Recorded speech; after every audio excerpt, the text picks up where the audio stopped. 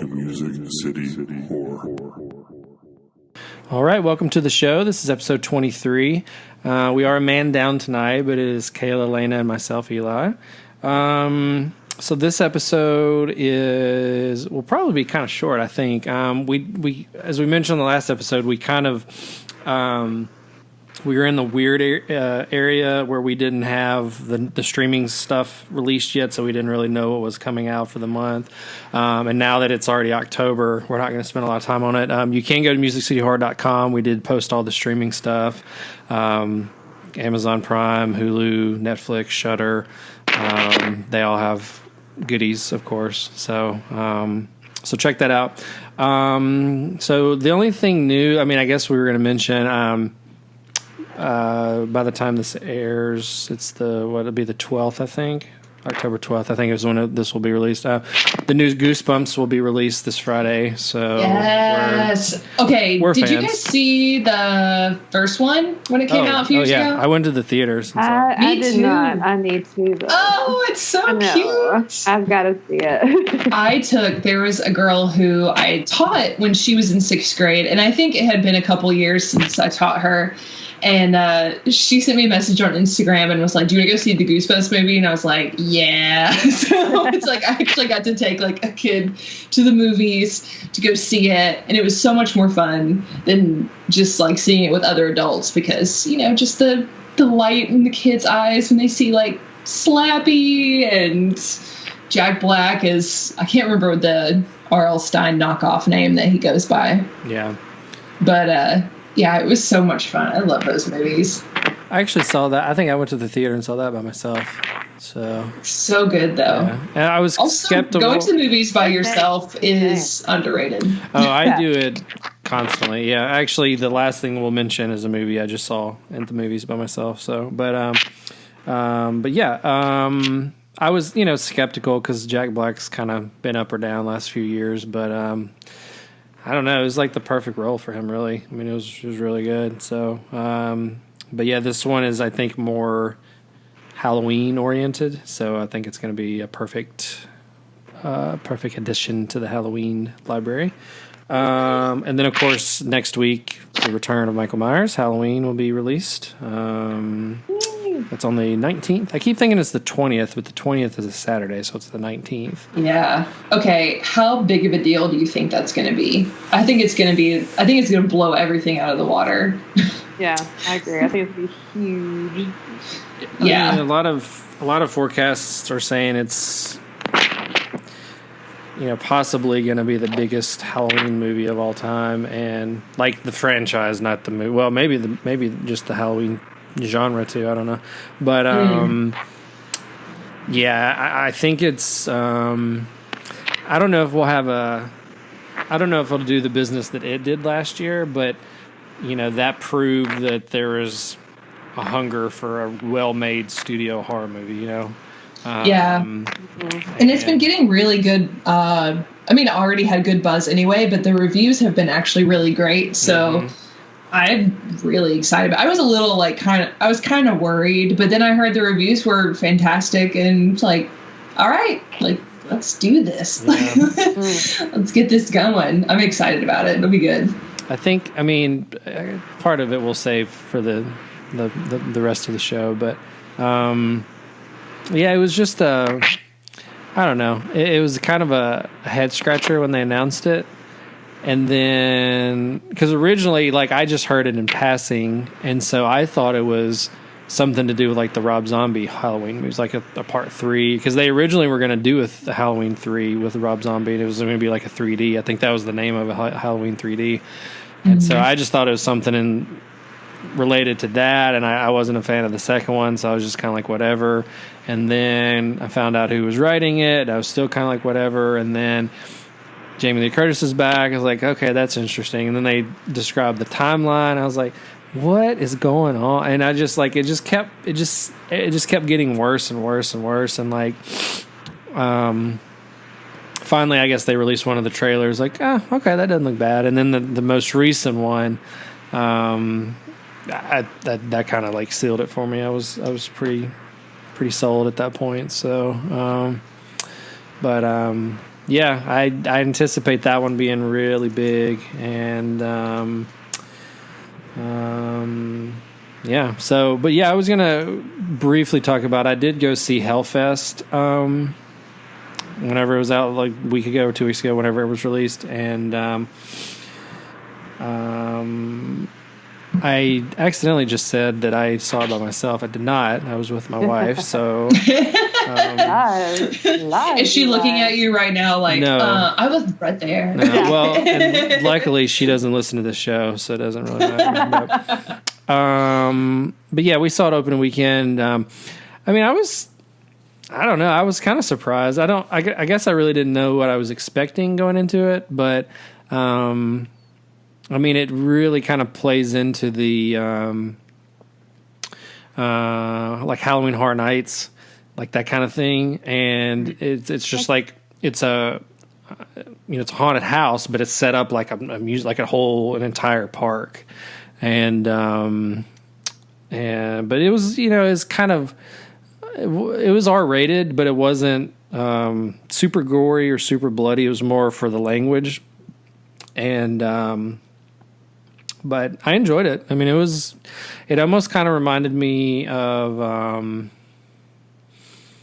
don't know, almost kind of like Trick or Treat, like how it kind of flew under the radar. But I was like, man, this is awesome. Like, I don't know. It was a fun movie. Yeah. Like, what's it about? Like a little synopsis, because I don't really know. So basically, in a nutshell, they go to this park and... again, it's like Halloween Horror Nights. So it's just, there's walkers in costume walking around, and, you can get to the point where there's like an extreme haunt and they can touch you, and Tony Todd's in it, which is awesome. And a guy gets into the park and steals a mask from one of the performers and starts killing people. So it's like a slasher, but it's kind of, and this is spoilers, by the way, in case anybody still wants to see it. Well, I won't say it. Never mind. But it's. I mean, I was about to say, yeah. Come on. I should have discussed that before I just dropped it on there. So, anyways. I wouldn't have said anything, but I would have just been secretly disappointed, like a good Southerner. Yeah, exactly. Lana and I would just like be texting about you behind your back. Yeah. Can you believe Eli. Well, what else is new? But no, but I mean, it was I don't think it did enough box office to like take it further, but like I think they could take it, do another one, and I don't have time to look it up. She's kind of turning into like a modern horror girl. She was actually in that movie we watched together, American Christmas or Christmas Horror Story or whatever it was. Mm-hmm. She was in one of those stories, and then she was in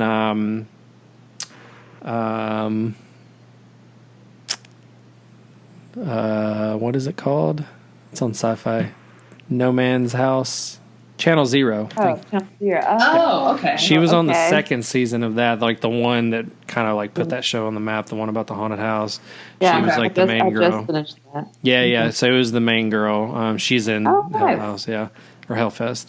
So, so that's like three pretty, I don't know, recognizable roles in the horror, sci-fi, whatever you want to call it, genre. So yeah, I mean, it wasn't terrible. I think with it being R-rated, I guess people expected more blood and guts, but I would put it on like par with like Scream. Like it was. There was a couple little parts, but it wasn't like super bloody and super gory. I think at the end of Scream, where it's getting bloody and gory, it's kind of more campy. It's not really like terrifying, Right. So, but anyways, yeah, that's Hellfest. So cool. Has anyone seen Venom yet? I'm curious. Not yet. No, Yeah, I not haven't yet. seen it either. I know. I've seen a couple of good reviews about it. And Yeah. to be honest, I haven't seen any bad reviews.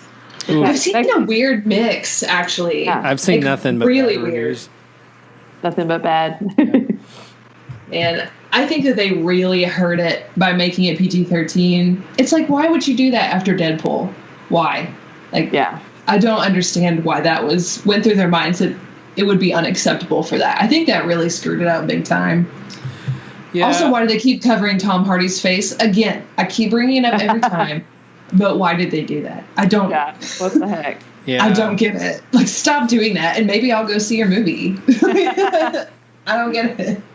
Yeah, I mean, there's a few movies that like just perfectly lend itself to R rating, and even like The Punisher is not a movie right now, but it's on Netflix, and that's R. Daredevil's R. Deadpool, when the last Wolverine they did with Logan, it was R. So I mean, the next an obvious candidate for that would be Venom, and they even were describing it as like a kind of a horror influenced comic book movie. And then boom, it's PG-13, and I get it. You got to make a lot of money back on these movies because you spend an insane amount of money on them. But obviously the last two Deadpools and then Logan were all huge hits, and they were R-rated. So right, yeah. I mean, I'm a little bummed. A buddy of mine, John, he's a huge comic book guy. He saw it open tonight. He loved it, but I mean, he loves most comic book movies, so that may not be the best judge of judge of the movie itself. But I want to talk to some of my not hardcore comic book friends and see what they think. But I don't know. I might catch it on a Sunday afternoon or something before it leaves the theater, but it's just not really a priority right now. Have y'all checked out, it's called Malevolent on Netflix? I just saw that. I hadn't watched it because I hadn't been home in a couple of days, but it popped up on my Netflix thing, and I'm really curious about it. But yeah, me too. It's so hard this time, though, because streaming services this year are actually really killing it with their things they're putting up. I feel like last year was kind of awful. Like, they didn't put up a whole lot that I expected. And this year they're really doing a good job. So there's so much to watch. Yeah. And it's so hard. So I see that and I'm like, maybe I'll get to it if it's absolutely amazing and someone tells me about it. But it's so hard to choose what to watch. Yeah. Well, that one's I watched the trailer. It looked pretty good. Yeah, I don't know. It popped up, and I guess I watched it the day it was released. I didn't even know it was like a new release. I just saw it, like, oh, okay, I'll try it out. And it's a Netflix exclusive, so either somebody made it and they just bought it, or they financed. I don't know what their back end deal is or whatever, but it's I mean, it's pretty good.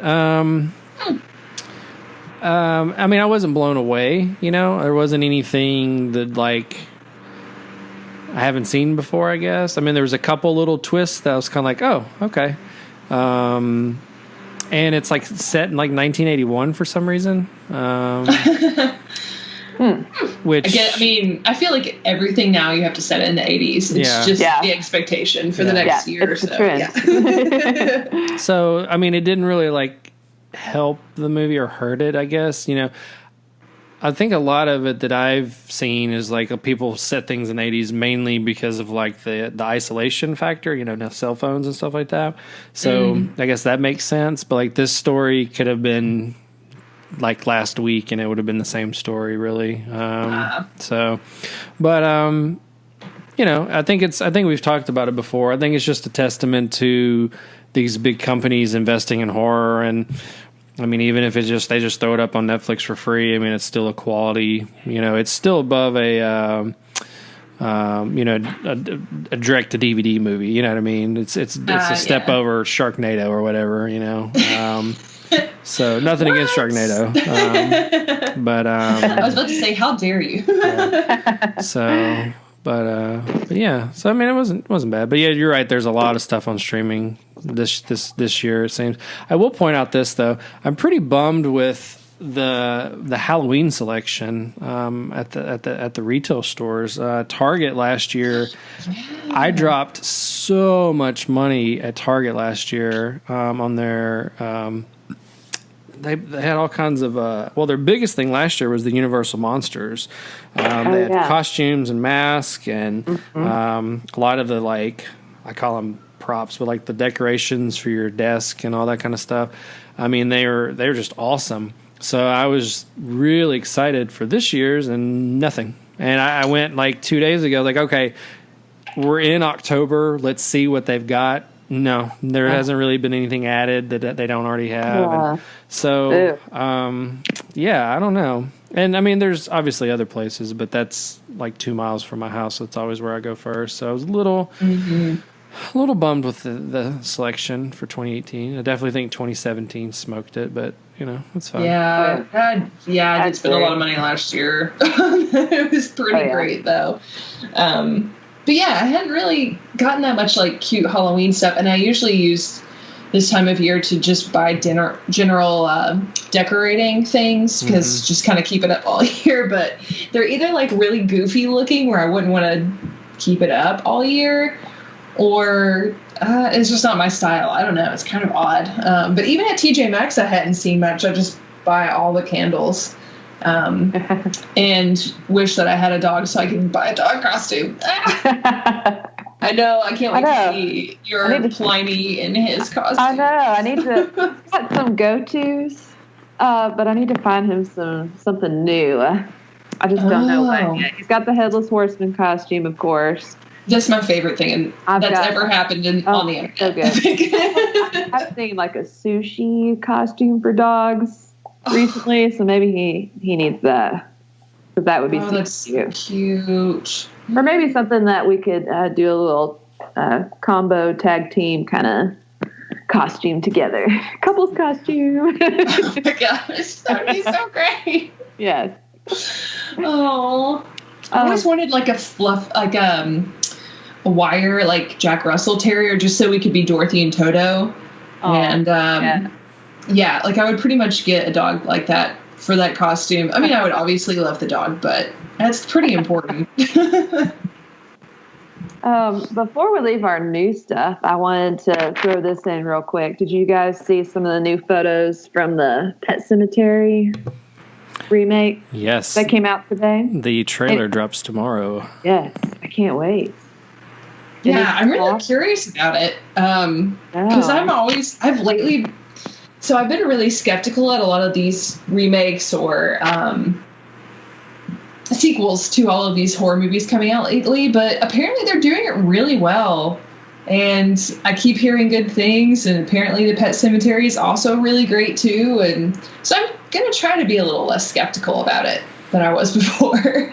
But I think it'll be good. You could have your cat be like the cat from Pet Sematary. I mean, she kind of already is. Like, just kind of the undead. Evil undead. She's got the evil part. Yeah. I mean, if I find a cemetery like that, I love her so much that she won't be any less evil than she already is after she rises from the dead anyway, so it shouldn't be too bad. She'll probably like, church was nice and that was kind of hard, but Roxy, she's already off to a mean start. Yeah, she'll probably just be a little bit more crabby. Yeah, she's already pretty crabby though. Yeah, I mean, I don't know. It was kind of like they got to the point where they're already dropping a trailer like really quickly. Like seems like they just started filming in September. And I don't know when they started, but I didn't start hearing about it until not long ago. And so the fact that they're dropping a trailer, like, holy crap. So like, I don't know if it's just moving that quickly or maybe they started earlier or, but I think it comes out in like February. It's not like it's not like a fall movie or something. So I don't know. I could click a window open and Google it, but I'm not going to. So, but I feel like that's fine. Yeah, I don't know. It just seems quick. But Stephen King had kind of a renaissance year last year, and mainly everything was good. There were some duds. I think Castle Rock this year wasn't really his thing, but he's associated with it. It was definitely a dud, in my opinion. So yeah, it's just kind of boring. Yeah. So, but we'll see. I think the studios are seeing, after it, of course, that there's money there. So hopefully they're investing the proper time and money into the project. I just want them to treat him right, because writers don't really get a lot of power necessarily for how their things are adapted. So I just hope that they treat Mr. King with the respect that he deserves at this point, not just throw out a bunch of garbage. So I believe he's earned it. It's not the 70s anymore, 80s. Like, got to treat him right. Yeah, exactly. I agree. Well, cool. Well, that was kind of the new stuff. So, I don't know. Oh, one more thing. So we might actually record another episode before this comes out, but I'm not sure. Another movie that I was really skeptical about, even on the podcast, I was talking crap about it. It's the Suspiria remake. It's apparently perfection, that it's like super gorgeous, and apparently it's absolutely like transcendent, like amazing. So I can't wait for that. That trailer was so good. Oh, wild! My God. It was so awesome. So I will go see it, and hopefully I will be proven wrong for my first opinion. So we'll see. But Queen Tilda, we talked about her before, how amazing she is. So I think that she can do it. We'll see. Yeah. Yeah. When does that come out? It's November. The 20th. I thought it comes out the 26th of October, or maybe it select cities opens then. Yeah. I think that's what it is. Oh, okay. Yeah. I doubt Rochester will be one of the select cities, but maybe Nashville will get a special showing. Yeah, it says October 26th, but I think like the wide release is like November 2nd or 9th or something. Okay, cool.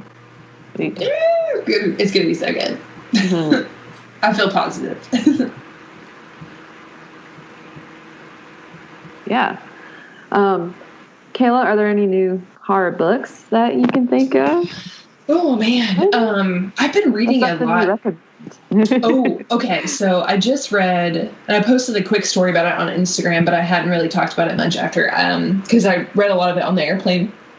I read a book called God in the Shed, and let me look up who wrote it, because I can't ever remember how to spell his name.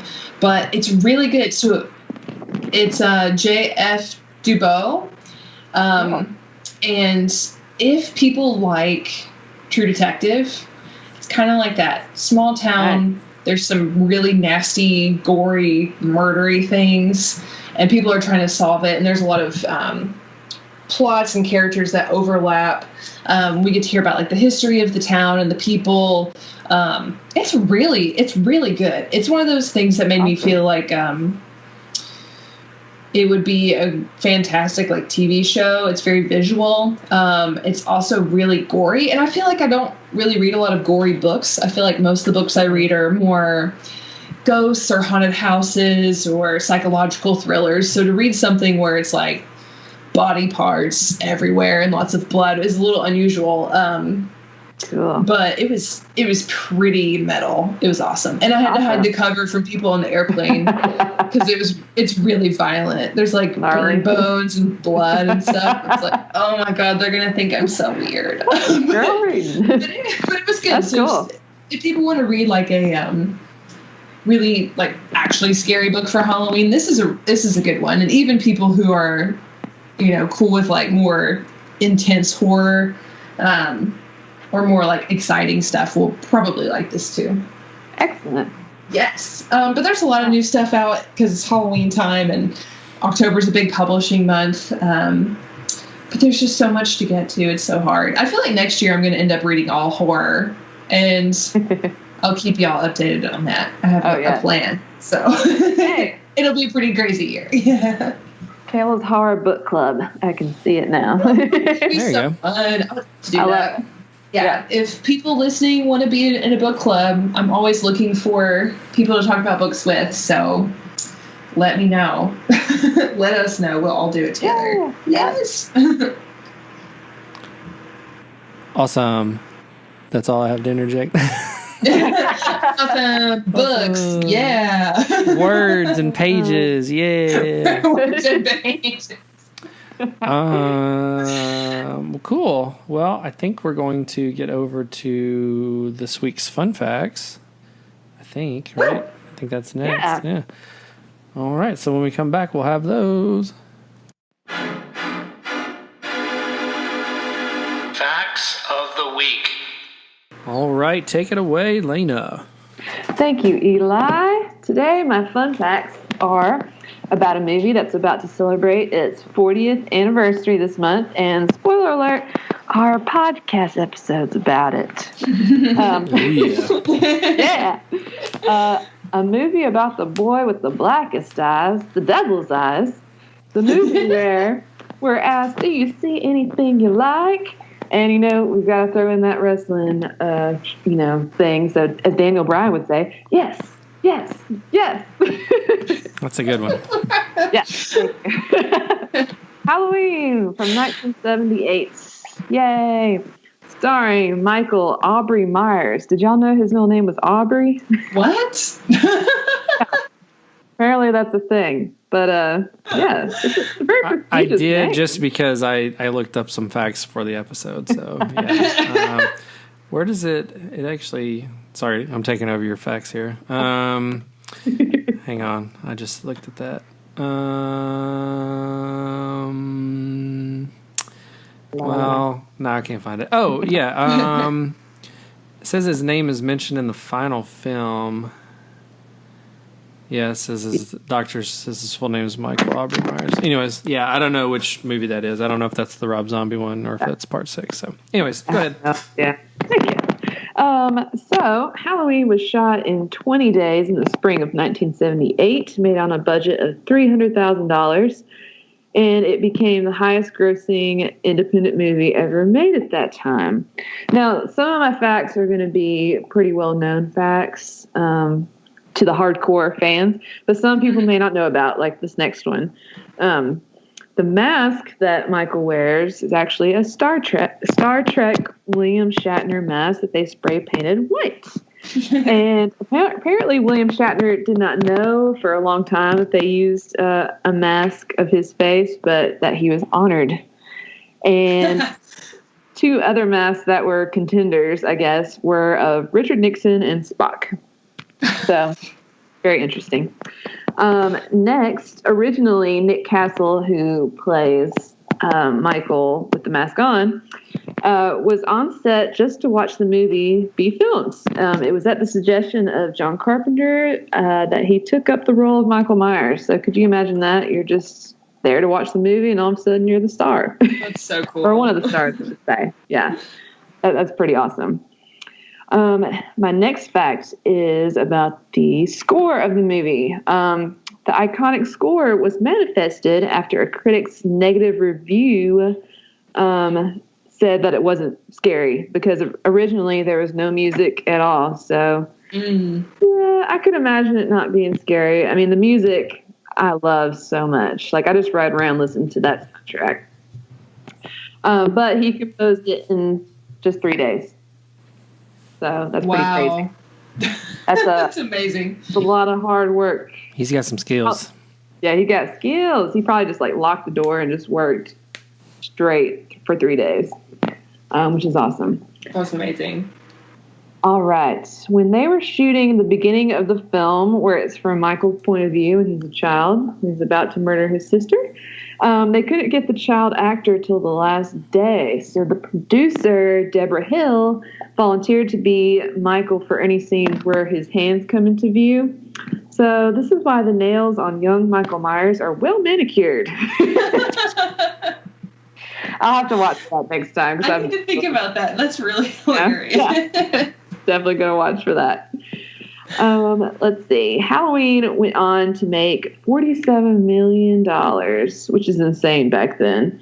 It remained the most profitable independent film ever until that record was broken in 1999. And I was going to see if you guys wanted to guess what movie broke that record. Blair Witch. Yes. Yes. Nailed it. Good job. Yes. It's pretty wild. I love Blair Witch. I know too much about it. It's fair. Every time I watch Blair Witch, not to get off topic, but I find something new in that movie that I didn't notice before. Right. It's amazing. Lastly, my last fact, and since this is Lana's fun facts, this is actually a fun fact about me. Yay! Probably already know this about my pumpkin tattoo on my foot.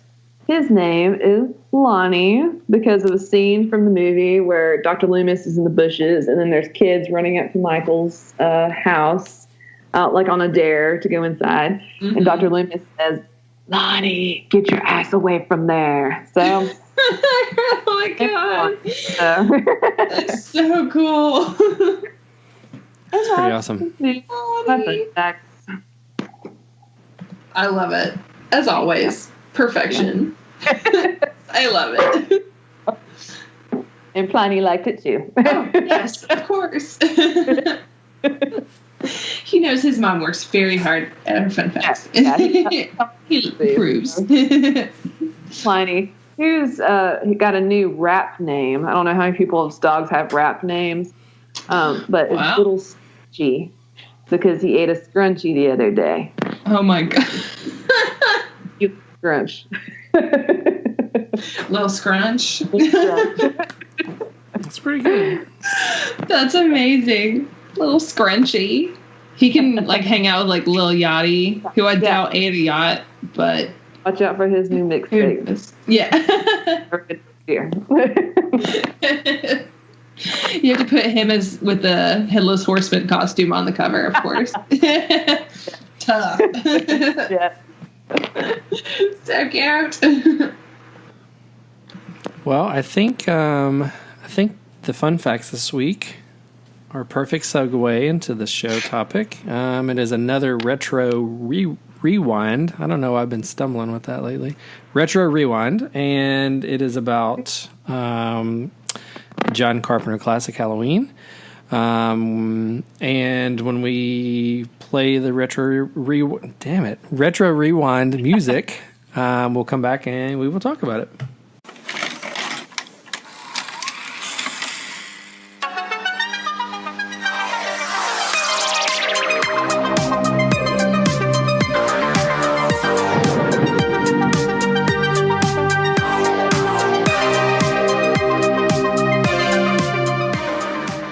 So the retro rewind topic tonight is the classic Halloween. I will start. I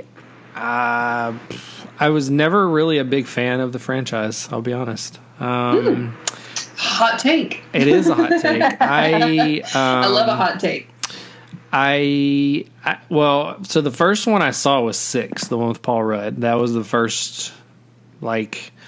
I don't know if my parents rented it like for me or what, but it was vividly. I remember watching it on VHS, and I wish I had enough material to write a book or like something about it. But like, there's like, especially in like the horror genre, there's like set designs and set pieces and lighting, especially like lights that just.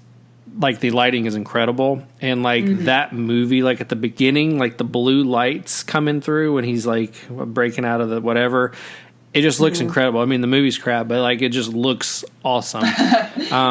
Pumpkinhead is a really good example of that as well. They really use their lights and their beams and stuff really well. Nightmare on Elm Street 4 is another one that kind of looks like a MTV video. So I wish I had enough. Meat to write about that because I just love that topic. But anyways, so that one falls into that category of like the lighting is awesome and all that. But I think we were talking about the first time we saw the first one, and I don't remember. I think Kayla said the same thing. I don't remember when I saw the first one.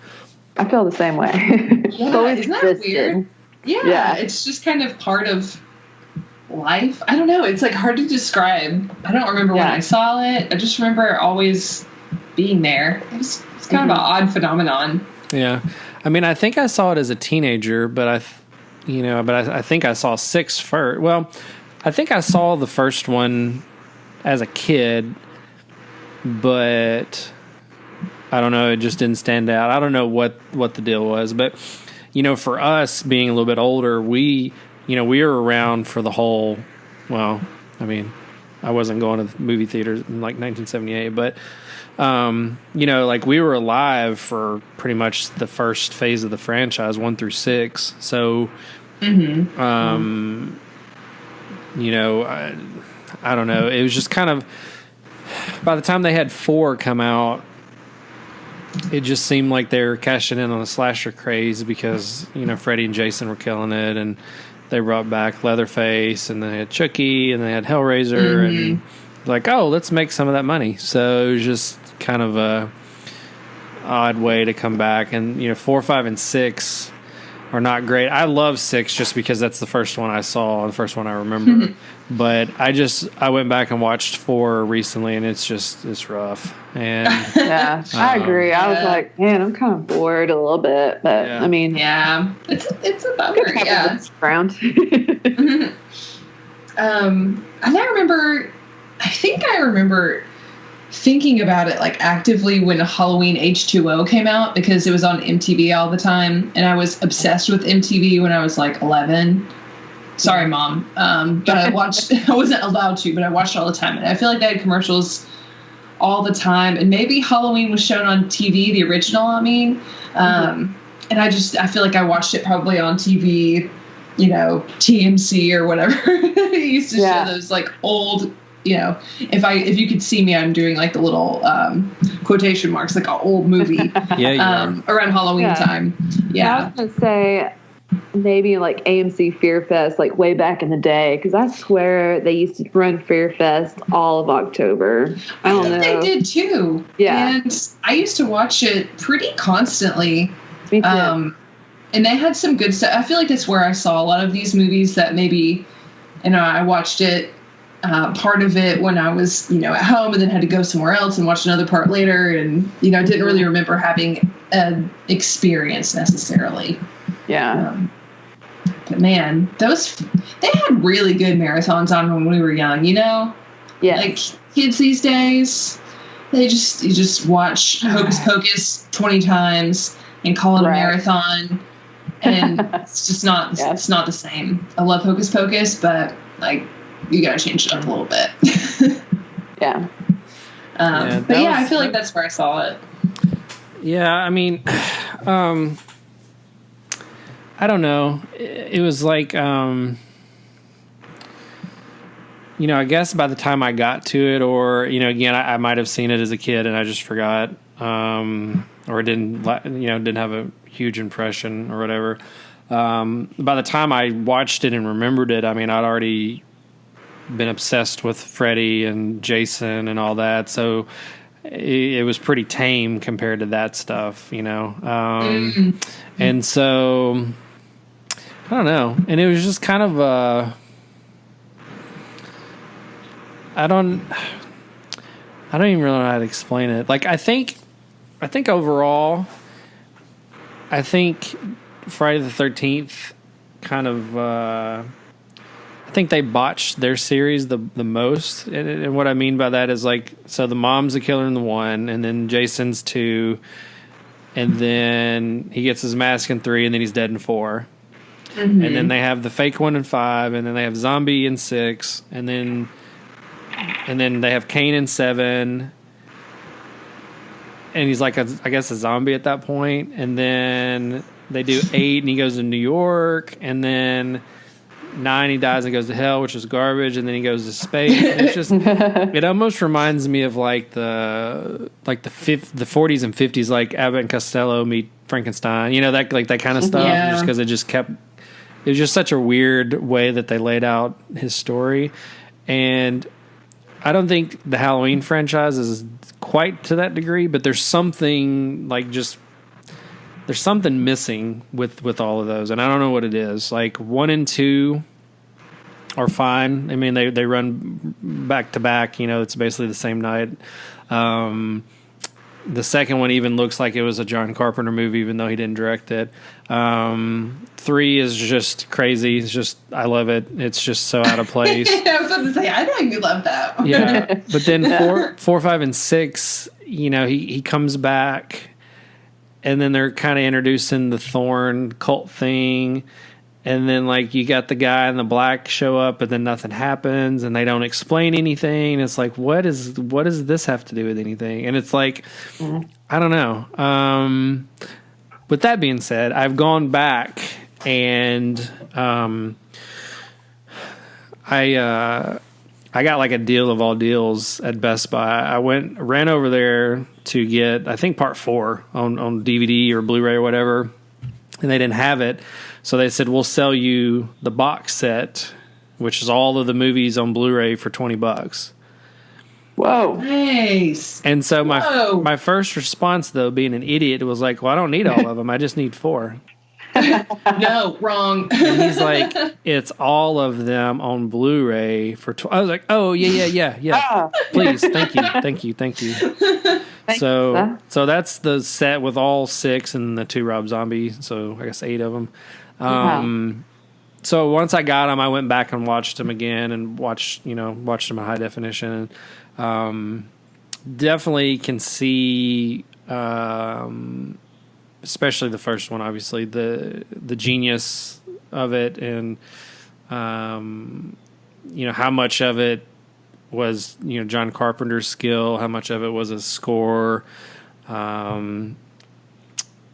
I think the package is well executed, and so I kind of hate that I wasn't on the bandwagon earlier, So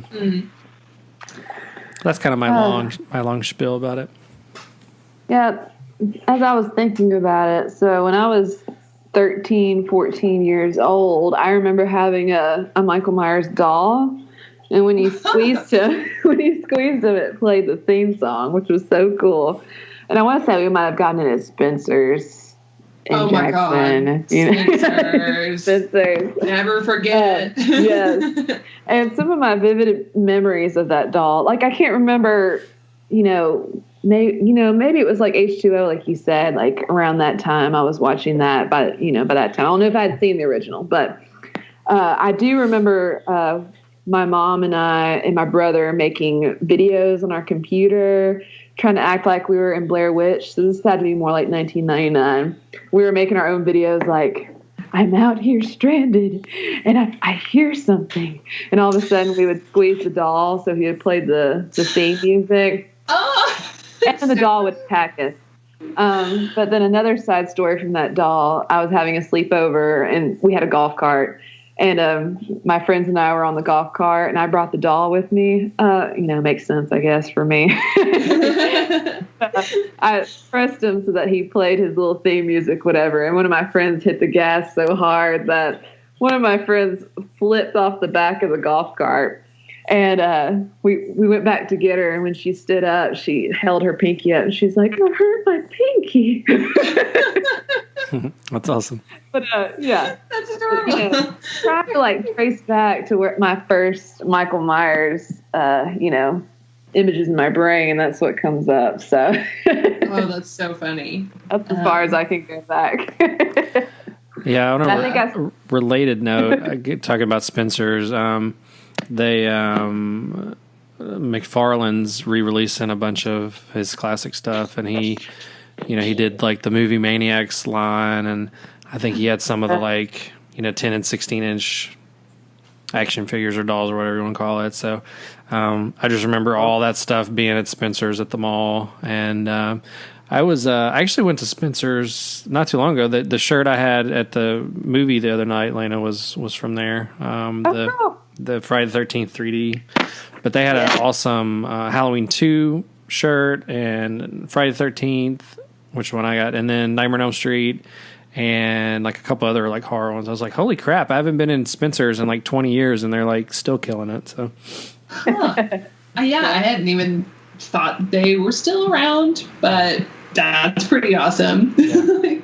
Kids got to go somewhere, like us cool alternative kids. Exactly. Who liked weird things. We had to have somewhere to go, you know. And then there before Hot Topic, it was the original, like, there for us, you know. It was there for us. Yep. Still trucking.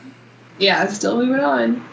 Yeah, I don't really have a whole lot of memories tied around it. It's just kind of always been there. I really like the first movie a lot. And I think it's because I really like Laurie a lot.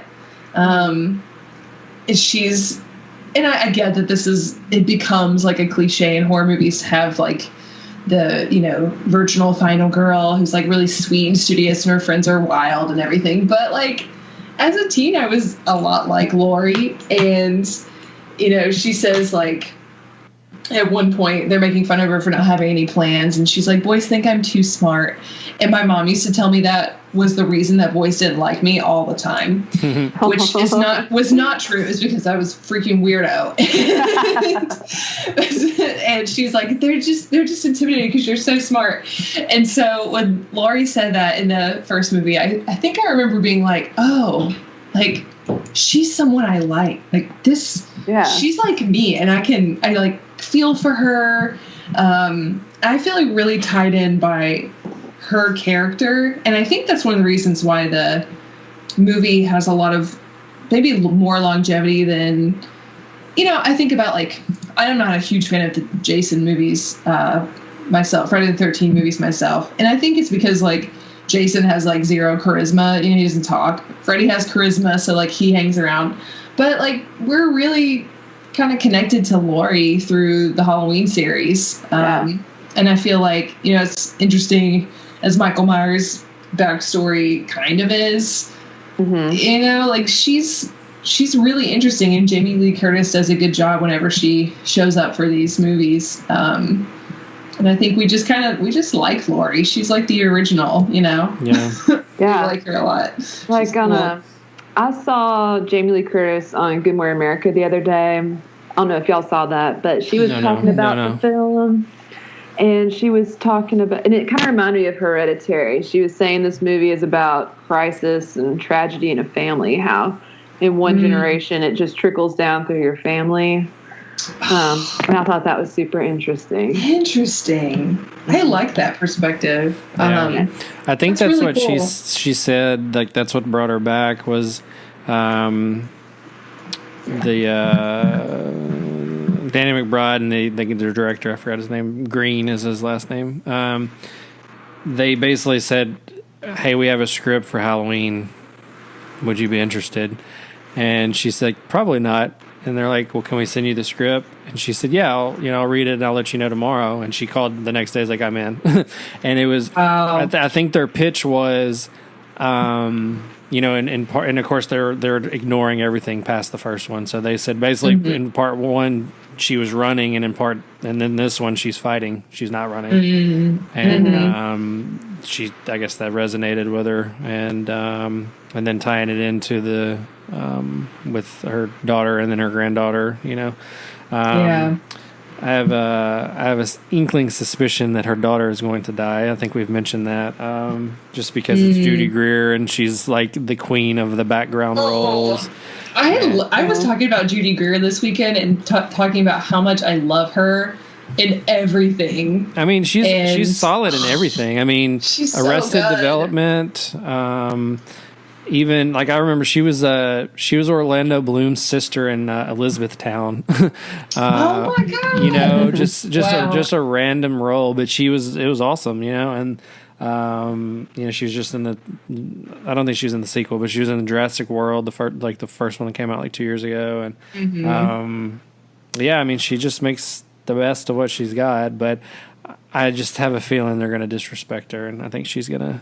You know, my guess, I don't know if Laurie dies. They are labeling it as like her last encounter with him, but you know, I think they set it up for a sequel, and her granddaughter is the one that picks up where, you know, kind of a deal. That's my hunch. Yeah, that's my hunch. I'm curious about. I feel like it could go that way, or it could just be like completely off the wall, and something happens that we just have no idea what to even expect. Because Danny McBride is he's a little off the wall. So Yeah. I'm pretty curious about that. Yeah, and he said they already have an idea for a sequel. And I guess the other day I was reading, I guess they've already started production on the sequel. Now, that could just mean they're writing the script, you know? But I think with all the preliminary screenings and all the early buzz, I think they're like, oh, shit, we're sitting on a gold mine. So I think they realize it's going to be good. Yeah. I will bring up this. This was a fun fact. I'm on a site called it's called Geek Tyrant, geektyrant.com. Ooh. And they had copyright infringement, son of a bitch. They said today I will conclude my horror film fun facts with John Carpenter's Halloween. Yeah, well, I'll see you in court. So well, to be fair, they did it 4 years ago, so we're probably don't take us to court. Anyways, that's not. We're just kidding. That's neither here nor there. So the very first thing he mentions, and this is like, I'm going to have to rewatch this now because this just floored me. Like I don't know. I mean, I would have bet you any amount of money that this was not the case, but. Says, for years, people would tell Carpenter how horrified they were by Michael Myers' grotesquely disfigured face when we get a glimpse of it, which we get a glimpse of when Laurie pulls his mask off for a brief moment near the end of the movie. What's interesting about this is that all audience saw was the ordinary face of the actor playing the part. He had a perfectly normal face except for the small knife wound inflicted by Laurie during their struggle in the closet.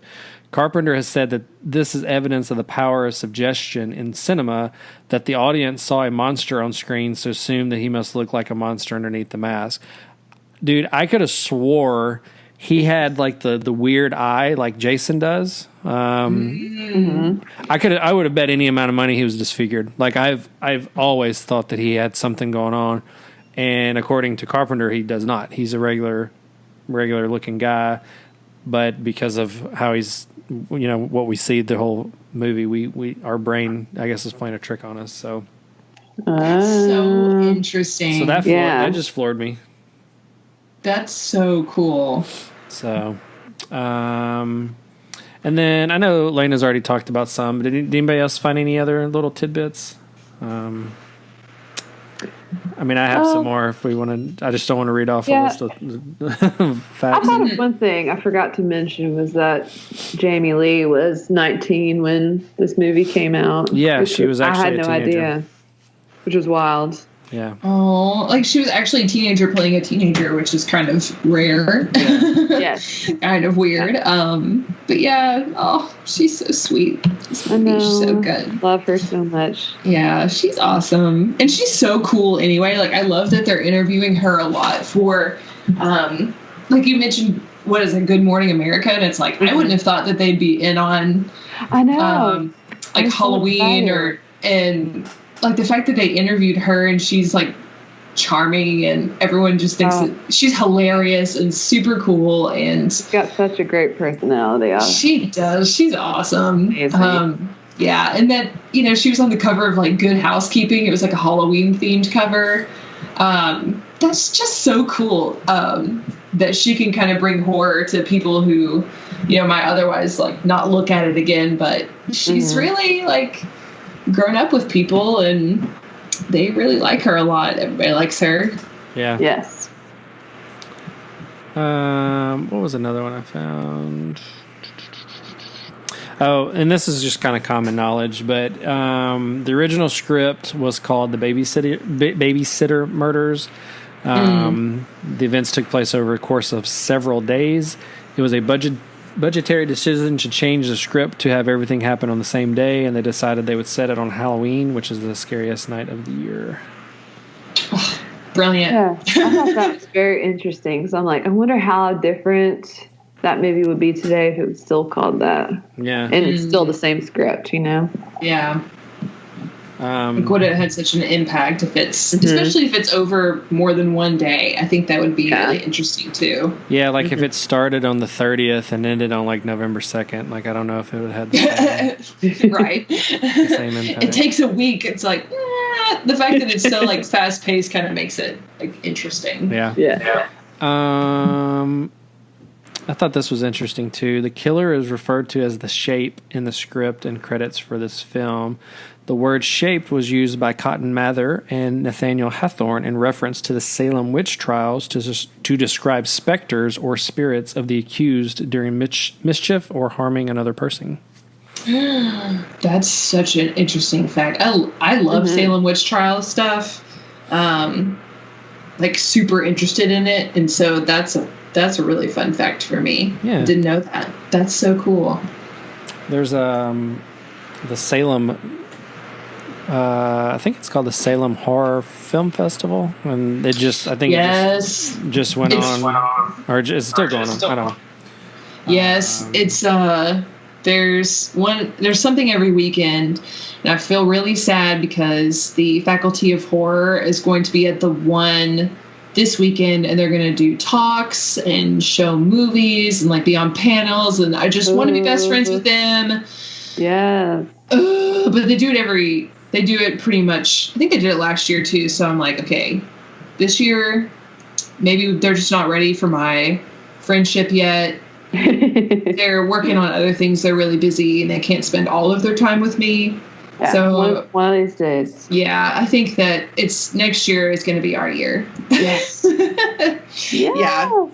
But it looks so cool, and I just really want to go so bad. But someday next year. Mm-hmm. I'm trying to think.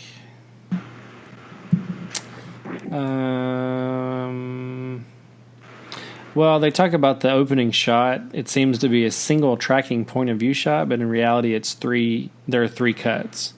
The first one, the mask goes on. The second and third, after the murder has taken place, and the Shape is exiting the room. So that's a little pop in my balloon. I thought it was just one. I thought it was one take. It's still good. I mean, yeah, I'll take it. Yeah, I mean, he's still okay, I guess. And they talk about Loomis being named after the character from Psycho, of course.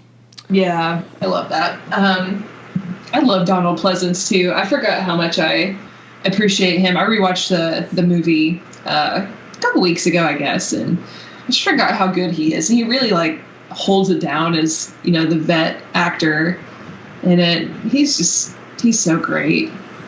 Yeah, they wanted Peter Cushing or Christopher Lee to play Loomis, and they passed. So yeah, I mean, any of those guys have been great. Christopher Lee is just baller. Yeah. I love Peter Cushing too, and they'd all be great. But I love that Donald Pleasance just kind of made it his own. Yeah. I have two more little tidbits, and then Yay. I'll be done. I'll be done with the facts. So one of the scary movies that Lindsay Wallace watches on TV is the 1951 version of The Thing, which Carpenter would remake in 1982. That's kind of cool. Yeah. And the Myers house was relocated in the 80s. Where's that at now? I see people take their photos in front of it all the time on Instagram. So it was in 1987. It was relocated from its location at 709 Meridian Avenue in South Pasadena, California, after it was slated to be demolished. The house is now located at 1000 Mission Street in South Pasadena. And it won't be going anywhere. The home was named a historical landmark in the city of South Pasadena, not only because of its cinematic history, but also because the house itself dates back to 1888 and is thought to be the oldest surviving residential structure in the city. That's so interesting. Wow. Yeah. Holy crap. Did not know that. I didn't know that either. I mean, it doesn't look that old. I was gonna say, it looks old, but but it doesn't look like 100 years old. jeez. That is so cool, though. Yeah. I had my mind blown just then. It was like a super historical building. That's nuts. But I think it just goes, I think in recent years, I think some other, what you would call slashers have gotten their due. I guess like Black Christmas is, I guess, now considered like the first slasher.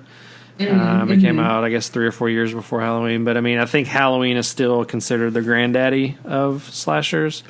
Yeah. And, I mean, I like Black Christmas, but it is kind of like goofy a little bit. Yeah. And I feel like Halloween's the one that made it actually like a player in, the horror genre and actually made it really scary. Yeah. Yeah. So every time I watch the original Black Christmas, I laugh so hard when he's it's like hilarious on the phone. So funny. It's so weird, and like they're like the in between scenes are hilarious. Like the people are just so like joking the whole time, and it's very like strange. Back and forth between this kind of serious scenes, and then everyone's just being super bizarre and like drinking and singing. It's very weird.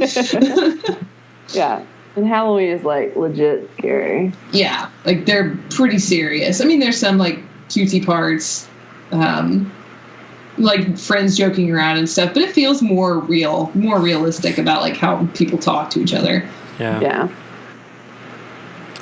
Yeah, I mean, it's I was thinking just a while ago when I was talking about my my steal of a deal from Best Buy. I forgot H2O, and then what's the other one? Resurrection. Resurrection. Yeah. Yeah, I have that's in that set too, and I went back and watched those two, and H2O is worse than I remember, and I think it was just because so the original was 78, and then part 4 was 88, and then H2O was 98. And then for some reason they didn't do it in 2008 with Rob Zombie. They did it in 07 like idiots. And then this new one, this new one is it? This new one's 2018. So I think it was just a matter of not only is he back in a good way, but also Jamie Lee Curtis was back. And I think it was, it came out after Scream, so it's definitely same studio, but it was in the shadow of Scream at that point. So I think that's why it had the hip young cast that it did. But I was gonna say Josh Hartnett was like the epitome of heartthrob back then. Oh my God, so cute. She's just like messy hair. Just too cool for everybody. Yeah. Too the cool. faculty. Yes. a fun fact about him, he actually hasn't washed his hair since H2O. So it is still grungy if you want to. I will say he was actually really good in Penny Dreadful. I don't know if y'all watched that on Showtime. I watched a little bit of it. Yeah, it was good. I heard it's scary. Yeah, I don't. It was I don't know. It was not what I was expecting, but it was really well done, and I was kind of bummed they only did 3 seasons. But anyways, but yeah, I think it was just the buzz about it, and it was.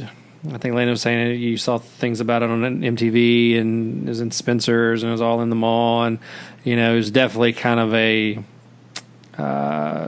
spiritually related to Scream, and man, it was rough. And then Resurrection, that's the only one I saw in the movie theaters. I mean, even then I was like, Jesus, this is, but I didn't even I didn't finish it like not too long ago. Like I got about halfway into it. It's like, I just cannot with this. And someone brought up a good point. It would have been awesome if this new one was following H2O, like if they just ignored Resurrection. But I don't know. I guess they'll explain why they're just disregarding all of them.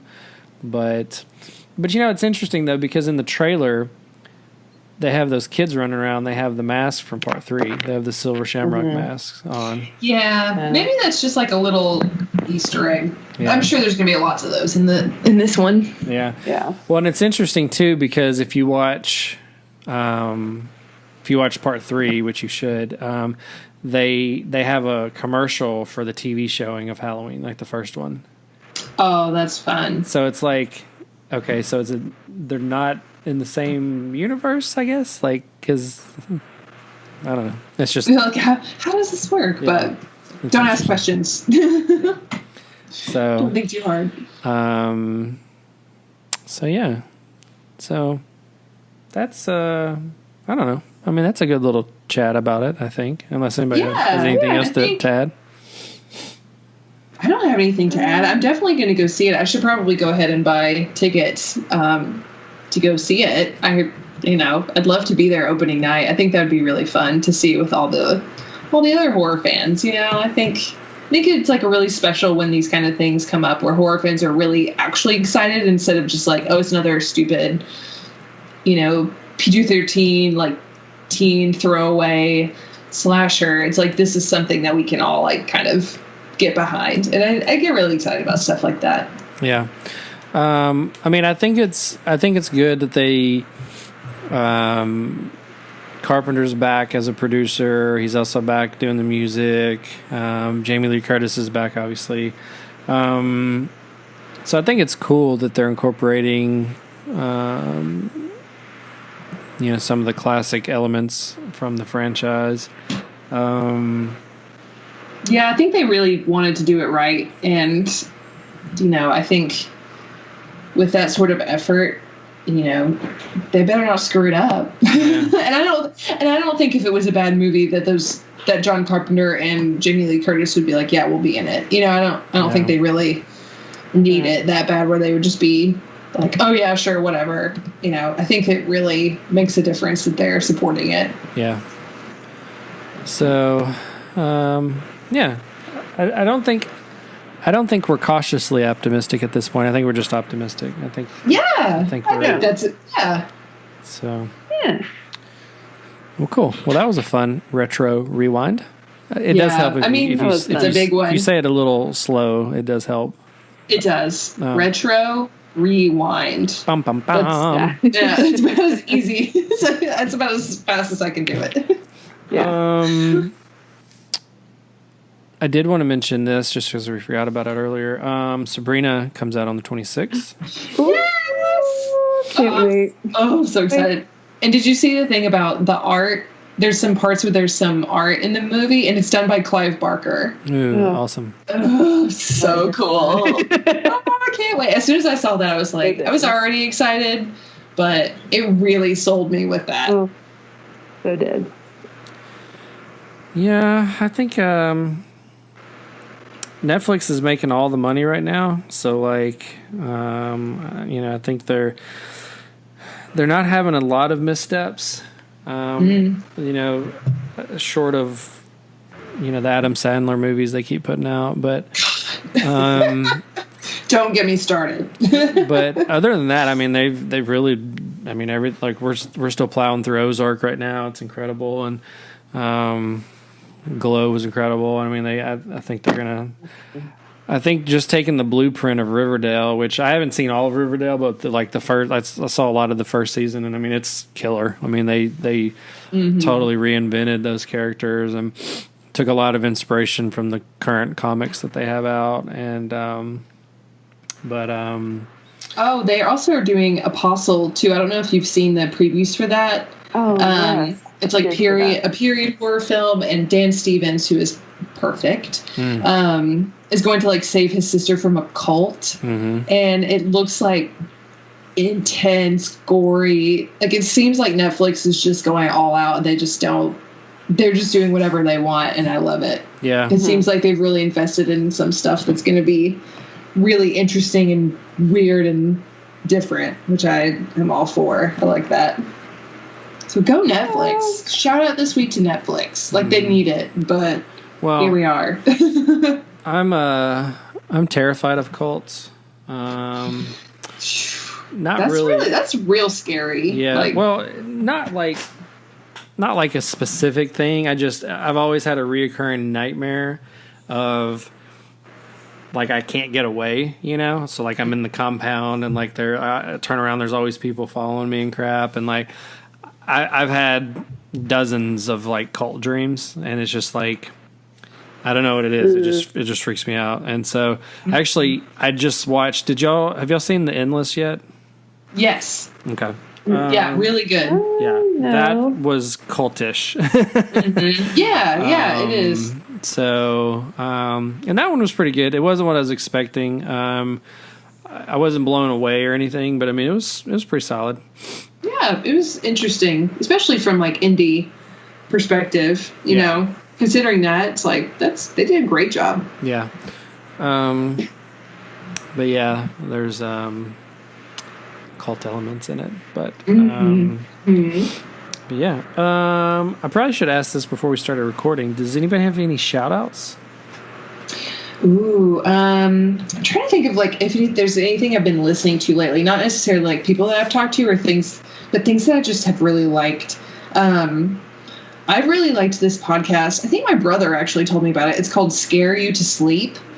And because there are all of these horror podcasts that do like short stories, like people who write stories and submit it to the podcast.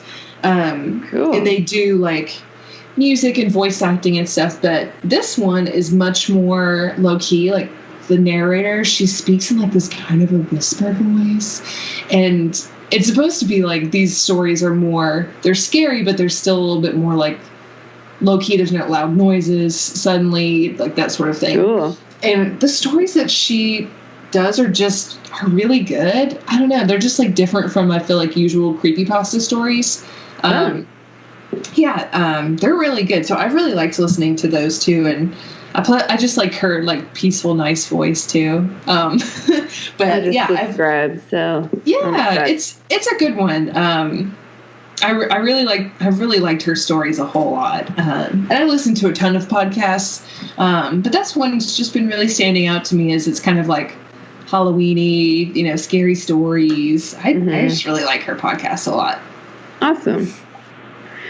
I haven't been listening to a lot of new stuff. I am just now discovering the last podcast on the left. I know my God. Super popular. We're going to have to talk about them. They are hilarious. Okay, I'm so happy. Creepypasta. I've been listening to all their creepypasta episodes. Oh my gosh. Literally been dying of laughter. Yeah, like Ben Kissel is such a nut when he reads those. He's hilarious. My favorite has been the Slender Man erotica ones. Oh my God. I love that one so much. Especially when they're reading it and they're like, this is scary. I promise it's scary. And then it's I love that because it's like Henry Sobrowski starts telling the story and then it very quickly like descends into like straight up erotica. yes, it's great. It's hilarious. Everyone should listen to that for a laugh, but not for virgin ears, to let you know that. Yeah, I've had a lot of friends who've listened to it who found it offensive because you have to have a pretty sick sense of humor. And, they talk about, like, they're comedians, and they talk about, like, JonBenet Ramsey and, like, stuff like that. So you have to be, like, a little bit, like, you got to be in for the role, like, run. You can't be, like, clutching your pearls, Yeah, you just got to be down for all kinds of weirdness. I mean, one of my favorite things to do is clutch my pearls. I love that saying. That describes us. Like, I love that because it's very southern. It's very southern. Clutching my pearls. Yeah.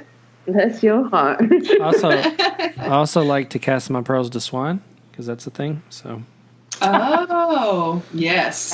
Very sophisticated. Cool. So I had one shout out, Spooky Dudes podcast. They're on Instagram, Spooky Dudes podcast, all one word. They've been cool. They've like interacted with some of our posts and liked and comment and stuff like that. So, also wanted to mention, I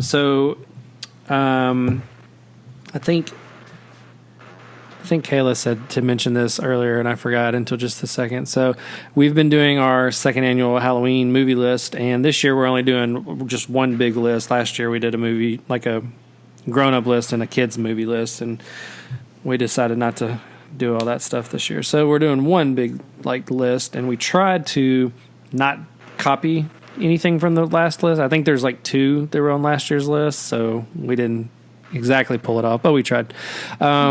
But the first movie on the list this year was the WNUF Halloween special, which I love. And one of the writers on it, Jimmy George, follows us, and he's awesome. They announced today they are setting up funding for the sequel. Oh, good. Oh, that's awesome. So if you go to the director's Instagram, Chris LaMartina, so Chris.LaMartina, he has the GoFundMe link, and you can click it. It's basically, they did a little, like a low-budget video promoting it, and he's like, flying around on a witch's broom, and it's on a blue screen, all this crap. So it looks awesome. But it's set in the universe that they created with the first one, and it's going to be set in the 90s. And that was kind of like all that they would give out as far as that goes. So that was awesome. If you want to go back and read what I wrote about it, it's on our website. And but I think they made that first one for like $10,000. Wow, that's really impressive. That's awesome. Yeah. So I think anything they can get past that, it will just make it even that much better. So, well, cool. I guess that's about it, unless anybody has anything. Nope. Go see horror in the theaters. This month. I think that's really awesome, and that's pretty much all I have to say. It's like, I'm going to go to the movies during the day and probably just watch like 3 or 4, knock it out, and try to support them so that we get more good stuff. Mm-hmm. And if you're in the Nashville area, the Belcourt's showing a bunch of awesome stuff. I think they had like Halloween, had a midnight showing not too long ago, or maybe it's this weekend, I don't know. And then they're doing the 12-hour horror film festival thing they do every year. Is it 12 hours or 24 hours? 12 hours. 12. I went 1 year. Yeah. It's awesome. You're the pro. I'm the novice. I don't know. So I only went once, but it's a total blast. It's a lot of fun. Yeah. So that's going on around town. Yeah, and I was going to also throw in, if you're around Nashville at the full moon, we're not hosting a movie this month, but Evil Dead this weekend. Yay! And the full moon horror and tattoo convention will be next weekend. That's right. I guess we'll go ahead and announce we will not be in attendance. There is maybe a slight chance Lana shows up just to check it out, but we won't have a booth or a table or anything. As you know, Kayla moved to New York. KB will be in Orlando, and I will be in Las Vegas. So we are living the dream, y'all. If we could get Lana to go to Seattle, we'd be in like all 4 points. But that's right. She didn't want to do that. So it was just it's bad timing. I was going to try to get just me and Lana to do it, but then I found out that this work trip is the exact same week. So of course, but definitely go support those guys. You can go to I don't know if it's fullmooncineplex.com or slaughterhouse.com, one of those, and they have the lineup. There's a lot of awesome guests that'll be there to meet and greet and pictures and all that, and a lot of local vendors. I know I think Tennessee Horror News will be there. That's where I met them last year, and probably Modern Horrors will be there, and maybe some others. I don't know. So so we hate that we're going to have to miss it, but we will be back, hopefully hosting a movie next month. And also people should go by the Slaughterhouse in Hermitage. Eli and his wife went. Yeah, it was very awesome. That's like a perfect weekend. You go to an old school theater, you watch a horror movie, you walk outside, you wait in line, and then you go into a haunted house. Like, it doesn't get better. Yeah, and they also serve beer if you're down with that. So you can drink. They got good beer. Yes, good beer. And that's coming from the beer connoisseur of the group. That's right. So, yes. But and then keep paying attention to our Instagram. We had some setbacks with Monsters Ball, which is going on the 25th, but we should have updates soon. I think everything's still a go on that, so we'll have some details shortly. And I don't know when this is going to happen. I mean, I technically have everything I need, but I just hadn't pulled the trigger. We should be opening up our online store soon. So for the people that are not in the Nashville area, and believe it or not, I don't know if I've shown you guys this. We have a lot of like followers on Instagram in like LA and New York, and I would not have assumed that. So that's awesome. That's cool. Hello, East Coast and West Coast. All the coasts. Yeah, but if you guys want to get a T-shirt, we're going to have some of our posters for sale that we have had at these movie showings. So if you weren't able to attend, we'll have them there. And then, we'll start carrying other stuff, more shirts and hats and goodies and stuff like that. So the nuts and bolts of it are set up. I mean, it's ready to go. I just haven't put it online yet. So pay attention for that announcement soon. And I think that's it. I don't really have anything else. I feel like I'm rambling. I don't really have anything else to say. We're just trying to let the people know the things they need to know. Yeah. I mean, there's a lot of, all we're saying is there's a lot of facts this month. So, it's the best month of the year. It is. So it is. We just gotta like have all the fun. Yeah. Yeah. Do all the stuff. Enjoy yourself. And hopefully we're going to get to record one more time before Halloween. The episode may not drop until after Halloween, but we're going to try to get one more in. We're waiting to hear back for some interviews. I've had some people ask, when's our next interview? I think the last one was Joe Bob, right? Was it July? Or did we have? No, you did the Freddie book people. Yeah. Right. Words are hard. Yeah, Freddie words book are hard. people. Yeah, the words and pages guy. Yes. That's right. But that's that's been a few weeks now, and so we thought we had a really big one lined up, and it hasn't come to fruition yet. So we're not going to spoil it just because it may. I mean, I may get a call tomorrow, and there we go. But still trying to get a October interview in for the Halloween season. So just keep your eyes and ears peeled for that. Hopefully we'll pull a miracle out and get something going. So, but yeah. So that is all for episode 23. And Kayla, do our socials real quick if you don't mind. Oh yeah. So we are on Instagram, mostly Instagram, Music City Horror, Twitter, Facebook. We also have a blog where you can read all of our amazing horror movie list posts that we individually write, and it's so much fun. So definitely check out our blog and read a little bit. You can also check us out at Indie Popcorn as well. Download us on iTunes and oh my gosh, where else? There's another place that they can find us. Stitcher. Stitcher, yes. I always forget that one. Yeah. There's another one we just got added to. Let's see here.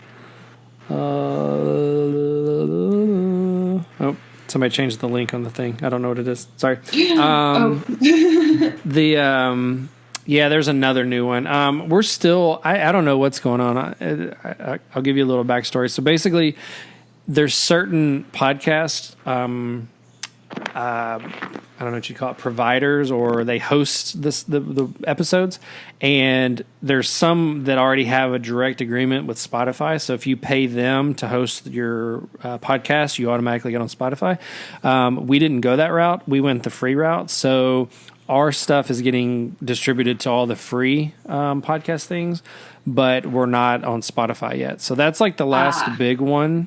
I think they're saying like between 5 and 10% of like podcast traffic's on Spotify right now. So we're getting screwed at the moment, but, I don't know. There's just a process. I've submitted the form. I submitted our RSS feed, and that was probably January or February. I still haven't heard anything. So, from what I hear, they don't really tell you. You just end up on their app one day. So I just kind of check it periodically. But that's the last big one we're waiting on. We are on YouTube as well. I kind of slacked on those for a while, but I went through, and on the last episode, I uploaded all of our episodes on YouTube. So this one will be on YouTube as well. So if you're a lot of people still get their music and videos and podcasts on YouTube. So if that's where you want to listen, it'll be there as well. And I think that's it. So awesome. Yeah. Sweet. So thanks for listening. Episode 23, and we will see you next time. Bye.